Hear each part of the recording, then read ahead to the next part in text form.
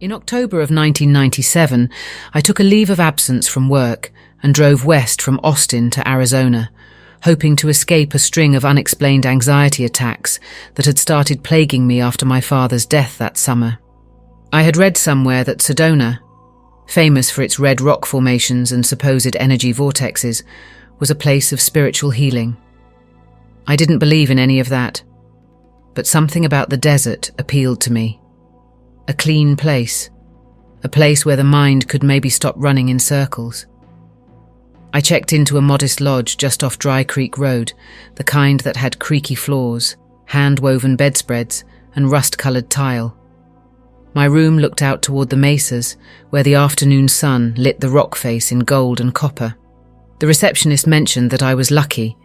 It had just cooled down a few days prior, so hiking would be pleasant. I nodded absently, already planning to hit Boynton Canyon early the next morning. I didn't sleep much that night. I'd been having increasingly vivid dreams ever since I arrived in the southwest. Long corridors, bright light at the end of tunnels, people with no faces whispering in unintelligible languages. That night, I dreamed I was floating high above the lodge, looking down at my own body, which was tangled in sheets and twitching.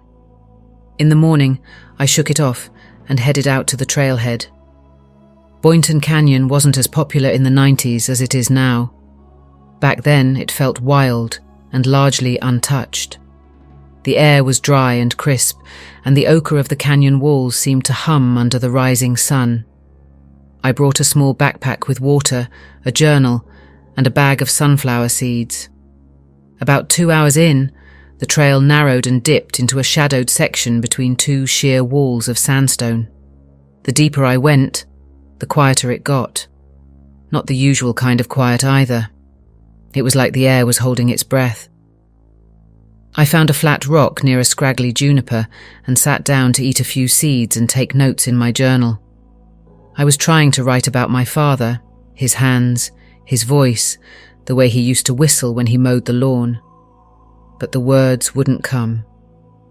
I must have stared at the same blank page for 20 minutes before I started to feel drowsy. A kind of syrupy fatigue crept over me. I wasn't tired from the hike, but my eyes began closing in slow, involuntary blinks. I woke up, or thought I did, but I couldn't move. I could see the sky, the red canyon walls, the outline of the juniper tree, but I couldn't feel my body. I couldn't even tell if I was breathing. Panic climbed my throat like a hand trying to strangle me from the inside. I tried to sit up, scream, anything, nothing. Then something strange happened. I felt my awareness peel upward, like my mind was climbing out of my skull. I lifted out of myself, a subtle but unmistakable sensation of motion, as if I'd stepped outside my own skin. I drifted, until I could see myself lying limp on the rock below. My chest rose and fell slowly, and my fingers twitched slightly. That was my body. And yet, I was here. The canyon around me was wrong. It was still red and gold, but everything had a faint bluish overlay, like looking at a photograph printed on metallic paper. The sky above was no longer bright, but darkening, though I knew it couldn't have been more than midday. The shadows under the juniper had grown, and the edges of the world seemed to blur. I felt light, but not free. More like I was suspended in a warm gel, as if the air had thickened around me. I became aware of something else in the canyon. At first it was only a feeling, a slow, creeping dread, like standing alone in an open field during a thunderstorm. But then I saw them. Shapes, figures, half-seen outlines of people, or things shaped like people, moving slowly among the rocks. They shimmered faintly, like heat rising from pavement, and they didn't walk so much as glide. One passed near me. It didn't seem to see me, though it paused for a moment as if tasting the air. Its form was wrong. Arms too long, neck too thin, its head constantly tilted, as though listening to something distant and terrible. When it moved on, I tried to return to my body, but I didn't know how. I hovered above myself, trying desperately to will myself downward. My hands started tingling, like the first signs of waking from sleep. But the more I focused on reconnecting with my body, the more I sensed the others turning toward me. They could see me now. One broke off from the others and began moving in my direction. Its face, or where a face should have been, began to shift and change, cycling through expressions too fast to comprehend. It didn't have eyes, just dark hollows that drew in light. My body below twitched violently, as if reacting to an unseen presence. The thing reached out, and as its elongated fingers brushed against me, I felt something, cold, electric, and ancient, lash through my mind like a whip. I was pulled suddenly upward, high above the canyon, until the land below shrank into a miniature model of rock and trees. Then I was falling fast.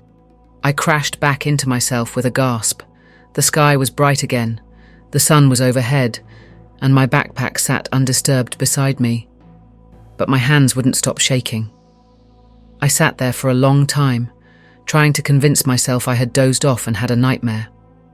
But my journal was open on my lap, and across the page were unfamiliar symbols, long looping curves written in a shaky hand. I hadn't written them, and they weren't there before. I hiked back to the trailhead in a daze. I kept feeling like I was being watched. More than that, followed. The feeling didn't leave me when I reached the lodge. That night, I tried to sleep with the lights on, but I slipped into paralysis again, this time in bed. The buzzing returned. I felt myself lifting, drawn out against my will. As I hovered near the ceiling, I looked down and saw not only myself, but something else standing at the foot of the bed. It was the same figure from the canyon, now clearer in this enclosed space. Its form shimmered with static. It tilted its head, and its limbs crackled like tree branches in wind. It didn't move closer. It just watched me. The air pressed down like an invisible blanket, and I began to hear a low hum, not from outside, but from inside my own head. The hum turned into a rhythmic throb, and each pulse seemed to drag me farther away from my physical body. I fought against it, trying to anchor myself with thoughts of home, of my mother's voice, of the smell of grass after a Texas rain. Suddenly I snapped back. I sat up in bed, soaked in sweat, my heart thundering like it wanted to claw its way out. The next morning, I left Sedona. I didn't check out, I just packed and drove. I didn't care about the remaining days I had booked or the money I lost. I drove east through Flagstaff and didn't stop until I hit Albuquerque. I stayed in a chain motel and left the lights on all night. For months after, I couldn't sleep deeply. I'd wake up halfway and feel a tug, as if something were trying to pull me out again. I stopped drinking coffee. I started praying. I even visited a pastor, something I hadn't done since I was a kid. None of it helped. About a year later, the dreams started again. Corridors, tunnels, faceless people. Only now, sometimes I'd wake to find my body in odd positions, one arm reaching up, mouth open in a silent scream. I never went back to Sedona. I still have the journal. I've tried to translate the symbols. A few look vaguely like old cuneiform or proto-Sinaitic script, but nothing matches exactly. A friend of mine who studied anthropology said some of the loops resembled Neolithic petroglyphs found in caves across the American Southwest, but those are thousands of years old. Every once in a while, usually during the fall, I'll wake in the middle of the night with the weight of something pressing on my chest and the sensation of a presence in the room. I know it's the same one from the canyon. I don't know what it wants. I only know it hasn't forgotten me. And now, when I close my eyes, I can sometimes still feel that lightness, that floating sensation, like a tether pulling loose, waiting.